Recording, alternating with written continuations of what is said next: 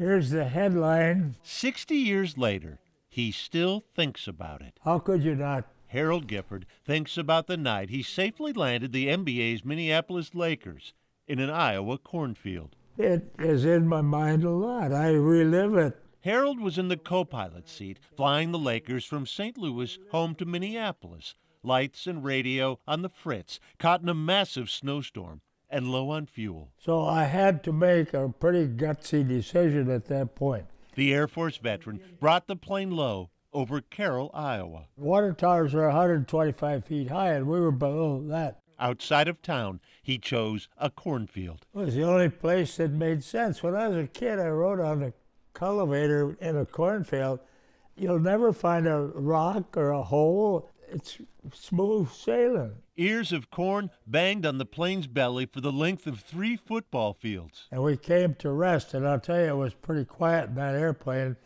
But once we settled down and I cut the engines, the loudest hollering and screaming you could imagine.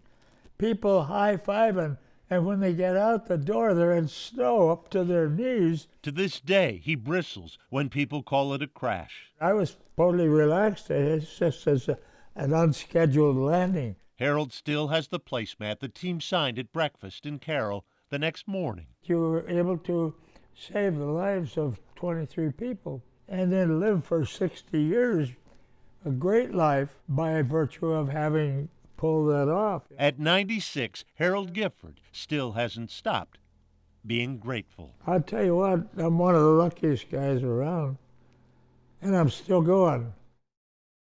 Well, Harold told us with pride the DC-3 was later flown out of the field and put back into service. A housing subdivision now stands there with the basketball court at the site of the landing. The LA Lakers donated $25,000 for the court, and Harold was there 10 years ago for the dedication. That's crazy. He is great. Oh my I mean, gosh. what a memory and sense of humor. 96, and the details. I mean, he told us it spray painted on that water tower, class of 59 seniors. He remembers Yeah, that. he remembers seeing that. And then you were saying in the newsroom that people were up and around the plane because it was flying so low it woke everybody up. Exactly. Right? So they the got first there quickly. responders were already heading out of town because the plane woke up everyone in town as they were circling the town looking for a place to land. And you also said the town heard all this, like, Screaming. Oh, the whooping but it was and hollering. screams of joy. No, the first responders thought, oh gosh, death, mayhem. And it was just everyone celebrating. That's awesome. Thank you. Wow.